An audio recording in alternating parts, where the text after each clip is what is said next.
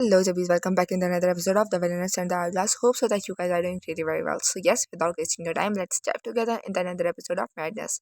So yes तभी episode का start वहीं से होता है जहाँ पर एंड हुआ था, मतलब कि अभी भी रात का सीन होता है। यहाँ पर आयशा जो है वो एरिया से बोलता है कि बहुत ज़्यादा ठंड है तो मेरा कोट पहन लो। तो एरिया बोलती है शुक्रिया तुम्हारा इसे देने के लिए, लेकिन तुम यहाँ पर क्यों आए हो लॉर्ड ऐशर, मतलब कोई काम था क्या तुम्हें यहाँ पर। तो ऐशर बोलता है, उससे पहले मतलब देख रहा था और फिर बोलता है कि दरअसल मैं यहाँ पर आया था मार्कोस को कॉन्ग्रेचुलेट करने के लिए उसकी इंगेजमेंट के लिए। तो एरिया कहती है हाँ, अगर मैं याद करूँ तो काउंट इस बारे में बात कर रहे थे।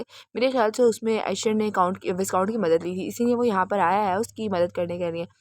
यहाँ पर जो ऐशर है वो बोलता है एरिया से कि ये तुम्हारे लिए ठीक होगा, मतलब कि तुम बाहर इतनी देर तक रुक चुके हो तो ये मतलब कोई प्रॉब्लम तो नहीं होगी, कहीं कोई बुरा ना मान जाए। तो एरिया कहती है मुझे माफ़ करना, दरअसल मुझे काफ़ी सारे लोगों ने जो मतलब कि घेर लिया था जिसकी वजह से थोड़ा अनॉय गई थी, इसलिए मैं बाहर आ गई।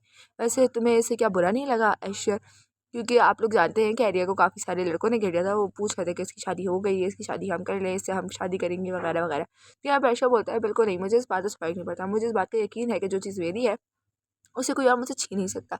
और मेरे ख़्याल से मुझे इतनी बेकार सी चीज़ों के से जलने की ज़रूरत तो बिल्कुल नहीं है, मतलब इतनी बेकार सी चीज़ें जेलस होने की ज़रूरत नहीं है। लेकिन हाँ, वो लोग कितने ज़्यादा बोल्डली तुम्हारे पास घूम रहे थे, उनको शर्म नहीं आती, उन्हें शर्म आनी चाहिए थी। तो ये बोलती है हाँ, मेरे ख़्याल से तुम्हें शर्म आनी चाहिए, मतलब वो ये बात दिल में बोलती है कि तुम्हें शर्म आनी चाहिए, मतलब कि तुम्हें भी थोड़ा बोल्ड हो जाना चाहिए था, मतलब तुम्हें कुछ आगे करना चाहिए था उन लोगों के खिलाफ, लेकिन तुमने कुछ नहीं किया। क्या ये सब अगर मैं याद करूँ मेरे पिछले में भी जो प्रिंस था वो ऐसे ही रहते थे, क्या ये उसकी जो बुरी इमेज है उसकी वजह से, मतलब वो कुछ नहीं करता। यहाँ पर एरिया जो है वो पूछती है ऐशर से क्या तुम यहाँ पर छुप कर आए हो अपनी पावर्स को यूज़ करके। तो ऐशर कहता है नहीं बिल्कुल नहीं, एक्चुअली जब मैं अपनी पावर्स यूज़ करता हूँ तो मुझे उसके बदले कुछ प्राइस पे करना पड़ता है। तो एरिया कहती है प्राइस, क्या प्राइस। तो ऐशर बताता है दरअसल वो प्राइस ये है कि मैं उसकी वजह से बहुत ज़्यादा थक जाता हूँ, मतलब मुझे बहुत आराम करना पड़ता है। एरिया कहती है तो बिल्कुल वैसे ही है जैसे कि मेरे साथ होता है। और फिर वो हड़बड़ाहट में कहती है कि तुम्हें ऐसी बातें सबके सामने नहीं करनी चाहिए, तो इतने खुले में अगर किसी ने सुन लिया तो।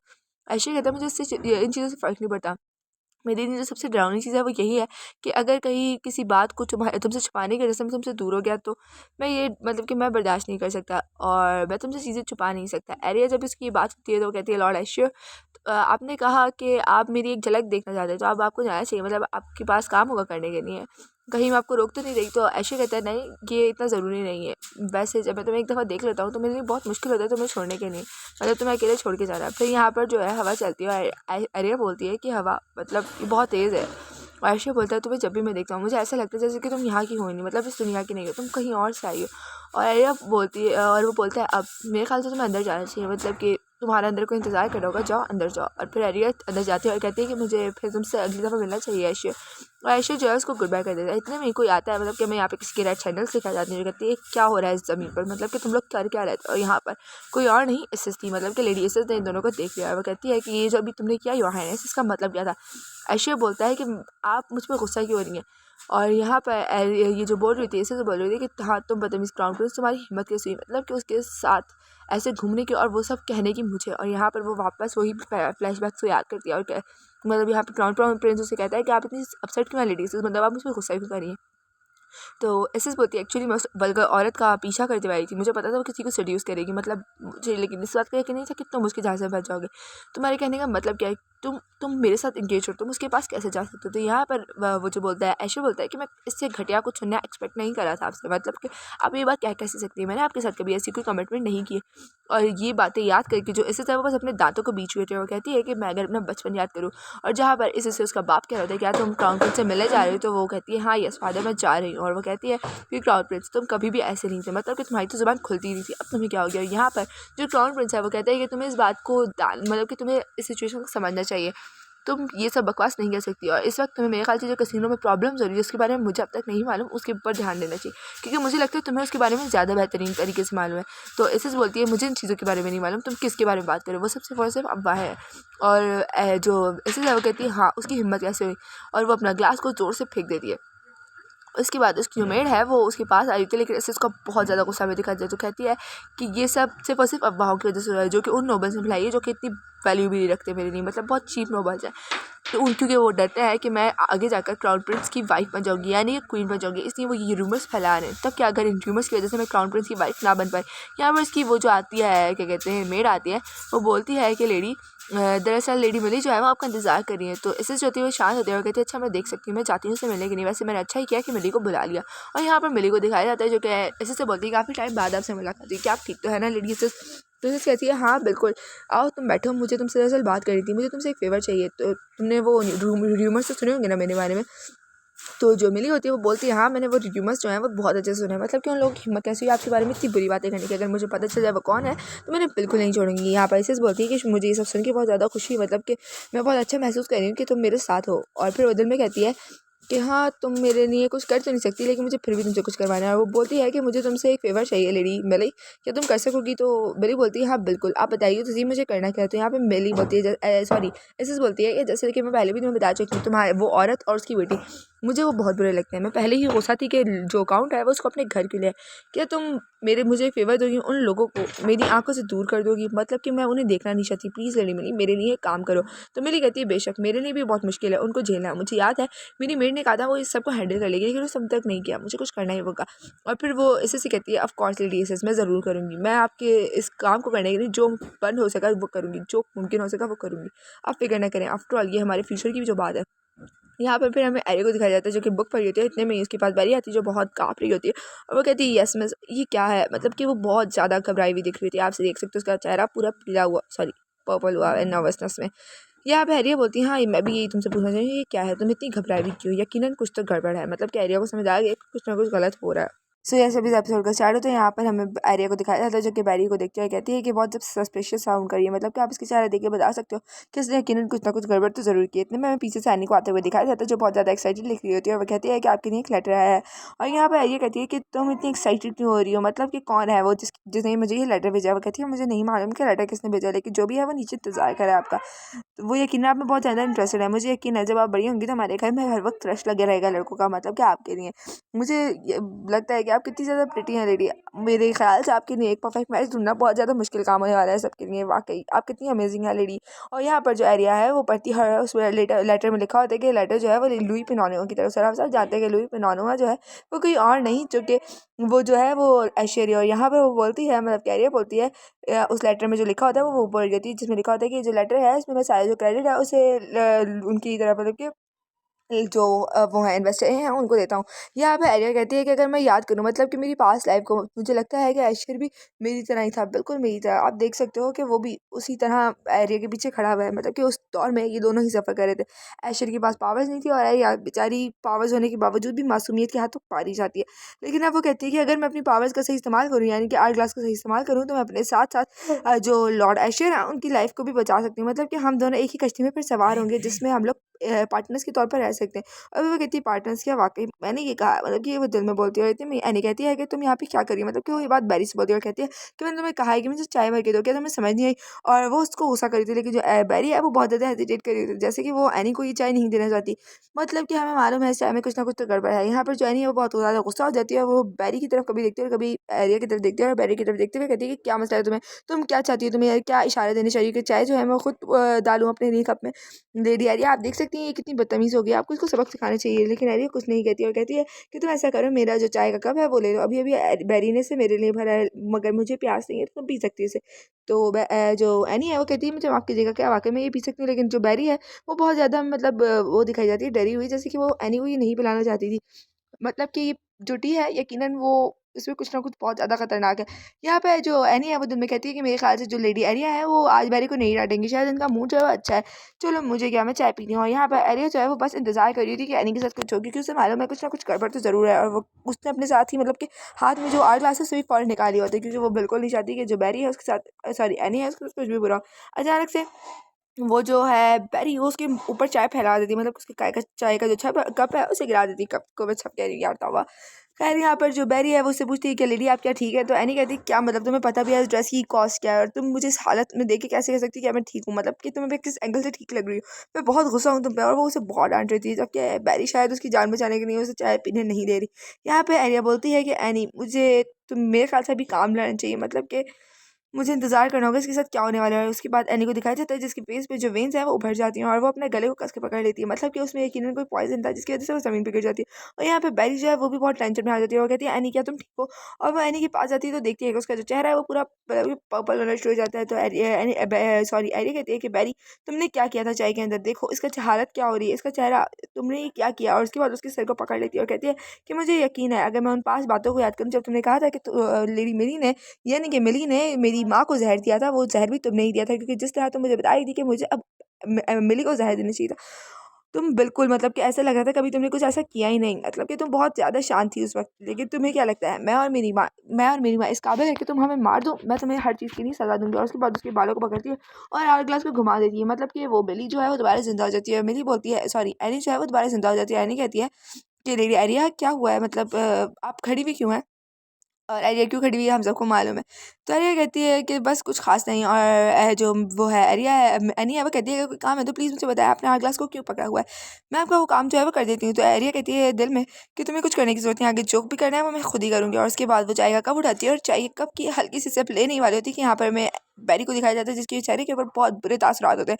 जैसे कि वो चाहती है कि बिली सॉरी एरिया जो है वो जल्दी से पिए और मर जाए। लेकिन एरिया जैसे ही हल्का सा सिप लेती है तो वो कहती है कि बैरी तुमने इसका टेस्ट थोड़ा अजीब है, क्या किया है तुमने? और फिर उसके हाथ से चाय का कप गिरता है, वो भी धड़म्स करके ज़मीन पे गिर जाती है, मतलब कि बहुत बुरे तरीके से। और यहाँ पर बैरी जो है वो ये सब देख के हंसते हुए भागने लगती है। मतलब कि जब एनी को इसने पॉइजन दिया था तब तो ये नहीं भागी थी, मेरे ख्याल से ये उसे हर्ट नहीं करना चाहती थी, लेकिन एरिया को हर्ट करने में से पता नहीं क्या मज़ा आ रहा है। खैर यहाँ पर जो सारे सर्वेंट्स है वो आ जाते हैं, वो कहते हैं ये क्या हुआ है, मतलब ये किसने किया? लेडी एरिया होश में है, प्लीज़ आंखें खोलें। और सब एरिया कहती है ये उस वक्त से बहुत मुख्तलिफ है, मतलब उसी वक्त जब सब कह रहे थे कि मार दो इसे, इसे मार डालो, इसे कत्ल कर दो, ये उससे बहुत मुख्तलिफ है। अभी यहाँ सब चिल्ला रहे हैं कि तुम होश में हो। यहाँ पर जो एरिया की माँ है वो भी उसके पास आ जाती है, वो कहती है कि जाओ जल्दी जाके कोई बैरी को पकड़ो, वो भाग रही है, उसे ढूंढ कर लाओ, यहाँ पर मैं उसे नहीं छोड़ूंगी।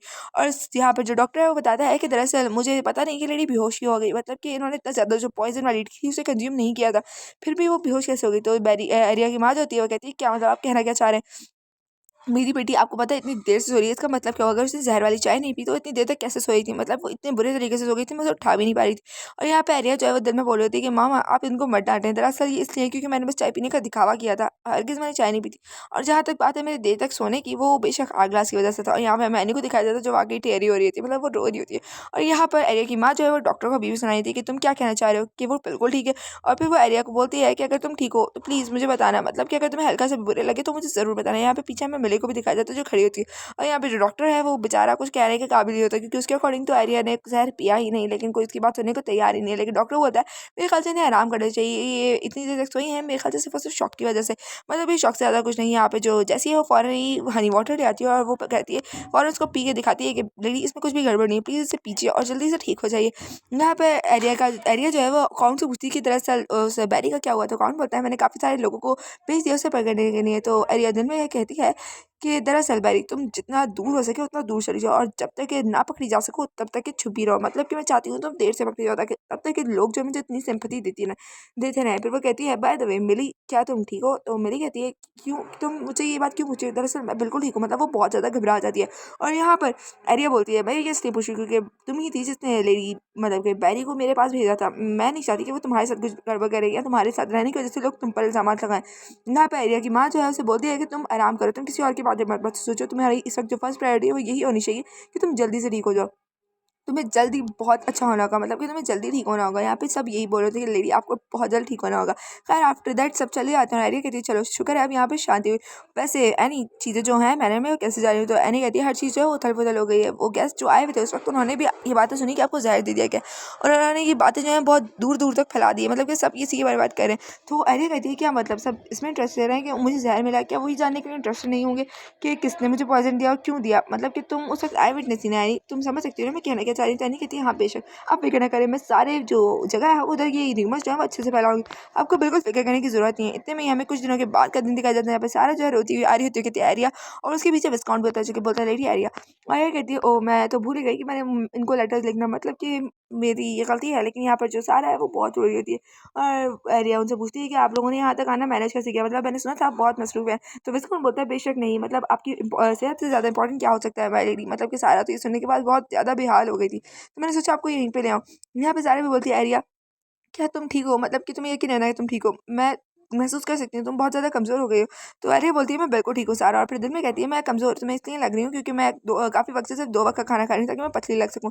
यहाँ पे जो डिस्काउंट होता है कहता है मैं भी अपने जो नौकर हैं उनको ज़रूर भेजूँगा उसकी तलाश के लिए। और ये सारा बोलती है कि तुम्हें जल्दी ठीक होना होगा, मुझे पता है तुम्हें बहुत बार बुरा-बुरा कहा गया और बहुत बुरा-बुरा किया गया है, लेकिन तुम्हें उसके बारे में नहीं सोचना, भले से तुम्हें जितनी बार भी ज़हर दे दिया जाए, लेकिन तुम्हें अच्छा होना होगा। मैंने सुना है लोग कह रहे हैं कि ज़हर जो तुम्हें दिया गया है तुम्हारी गलतियों की वजह से दिया गया है। वो कितनी बकवास बातें करते हैं।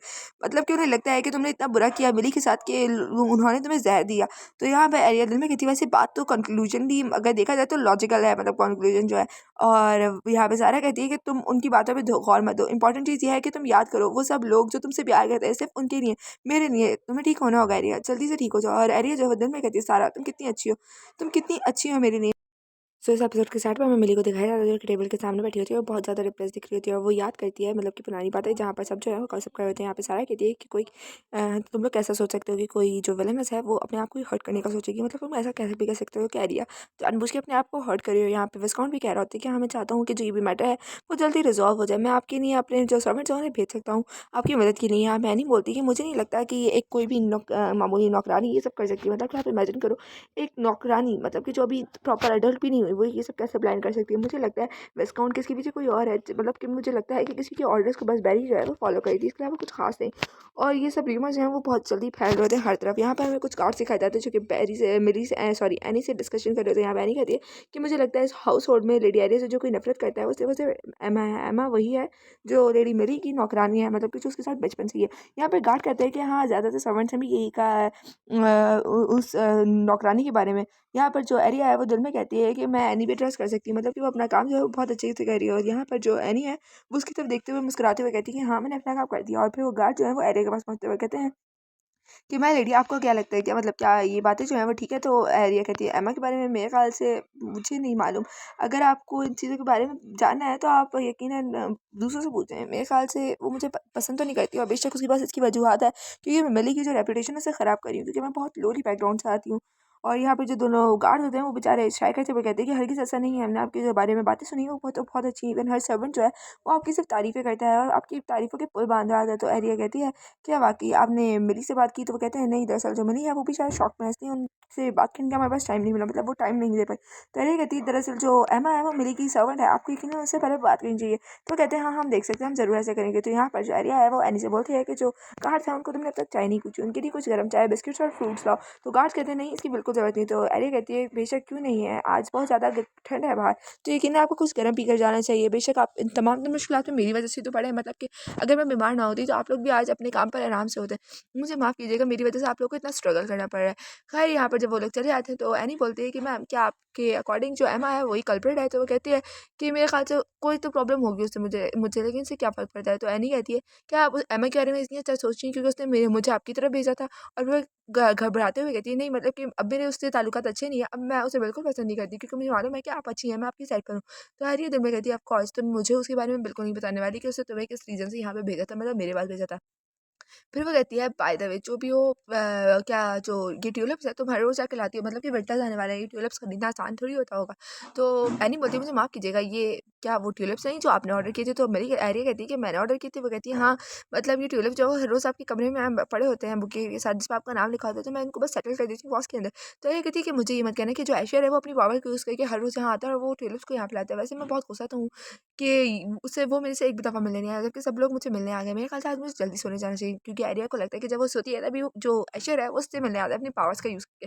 हाँ, यहाँ पे किसी के पाँव की आवाज़ आती है और यहाँ पर कैन होता है और सब उसे देख के घबरा जाते हैं। मतलब एनी तो बहुत ज़्यादा घबराई जाती है। तो आर्या बोलती है कैन तुम यहाँ पे क्या कर रहे हो? और कैन जो है वो उसके पास आता है, कहता है मैंने सुना तुम्हें पॉइजन मिला है। तो आर्या कहती है हाँ पॉइजन तो मिला है। और फिर उसको कुछ देर देखता है और फिर कहता है कि ठीक है आराम करो मैं चलता हूँ।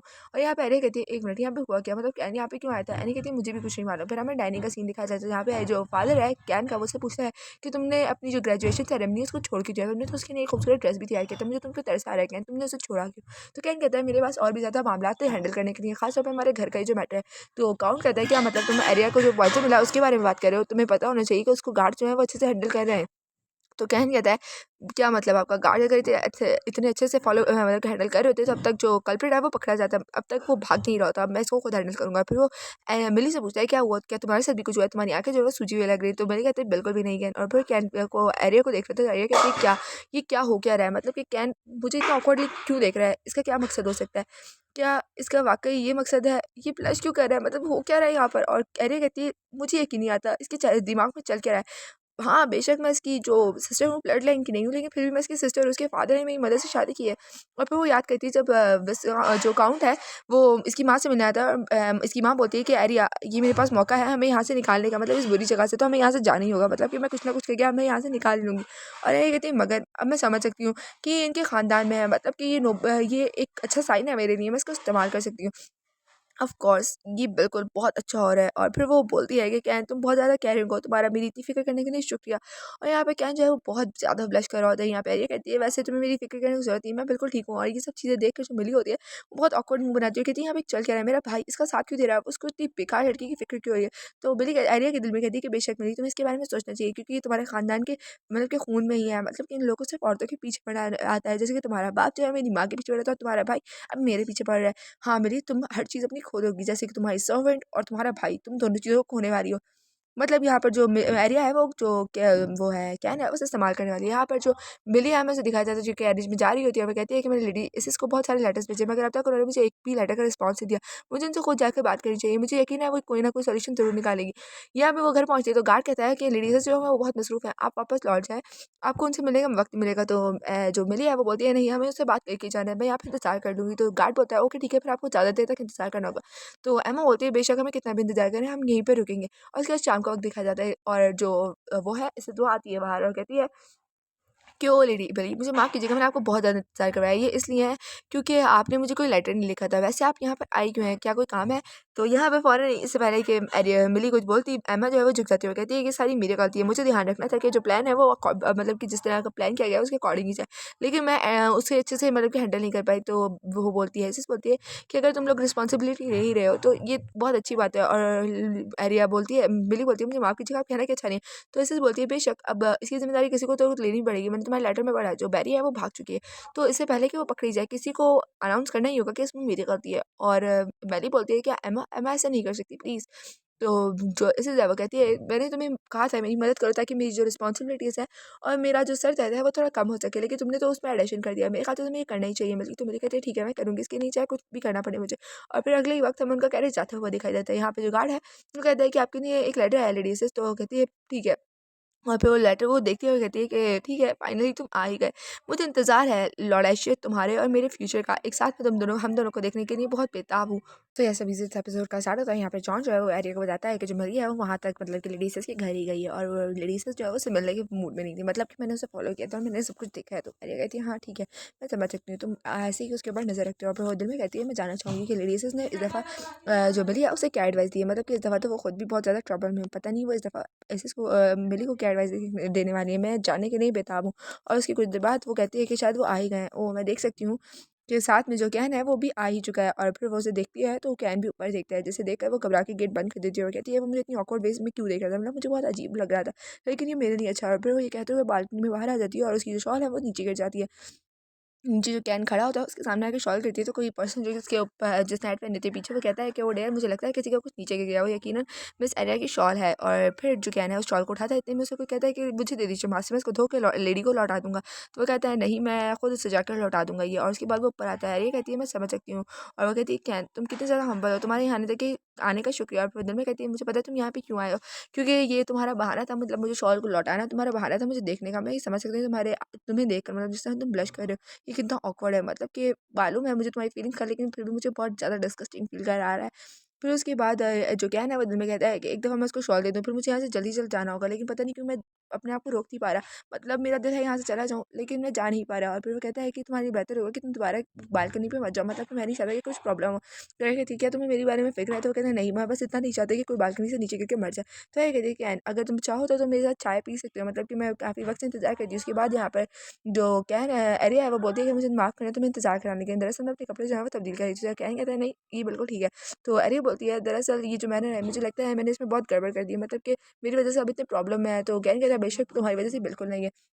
वो अरे कहती है नहीं बेशक ही मेरी वजह से सारी जो मेरी समझ इतने प्रॉब्लम में रहती है, मैं ही हूँ इन सब के पीछे की वजह। बेशक ये मेरे लोरी बॉयज़ की वजह से हुआ है। तो कहन कहता है ये डिस्गस्टिंग बात किसने कही तुमसे? मतलब बेशक मतलब कि हो सकता है तुम लोरी बॉयज़ से हो, लेकिन इसकी वजह ये इसका हरगिज़ मतलब ये नहीं है कि कोई तुम्हें मारने की कोशिश करे। तो एरी जो है वो याद करती है जहाँ पर जो कैन है वो इसे कह रहा होता है कि तुम वल्गर स्टूपिड गर्ल, तुम बिल्कुल अपनी माँ की तरह हो। तो वो कहती है बेशक तुम ये कह सकते हो क्योंकि ये बातें मुझे तुमने ही कही थी। और फिर वो कहती है कि थैंक यू कैन, तुम्हारा शुक्रिया मेरे बारे में सोचने के लिए, लेकिन मुझे लगता है जैसे ही मैं एडल्ट हो जाऊँ मैं इस घर को छोड़ के चली जाऊँ, मतलब मेरा इस घर में रहना ज़्यादा तकलीफ देता होगा सबको। तो कहने कहता है क्या तुम मतलब कि तुम्हारी तो शादी भी नहीं, तुम कहाँ जाओगी यहाँ से? तुम कहीं पे भी जाने का सोचने मत, जो भी गड़बड़ है मैं उसको बिल्कुल ठीक कर दूँगा, मैं सब कुछ ठीक कर दूँगा, तुम्हें यहाँ से जाने की ज़रूरत नहीं। तो अरे कहती क्या वाक़ई क्या तुम वाक़ई बहुत अच्छे हो, उसके हाथ के ऊपर हाथ रख के कहती है। और वो कहती है कि मुझे वैसे ही बहुत ज़्यादा गुस्सा आया था इन दिनों में, मुझे लग रहा था मैं हर चीज़ के पीछे हूँ, मैं अपनी फैमिली का नाम जो है वो बर्बाद कर रही हूँ। तो क्या कहता है नहीं तुम्हें हरगिज़ इसके बारे में टेंशन लेने की ज़रूरत नहीं है। उसके बाद वो बाहर आता है और तमाम तरह सर्वेंट पे चीखता है और कहता है जल्दी जाओ उस वो जो मेड है उसे जल्द से जल्द पकड़ के लाओ, मतलब कि मैं बर्दाश्त नहीं कर सकता ये सब और भी ज़्यादा।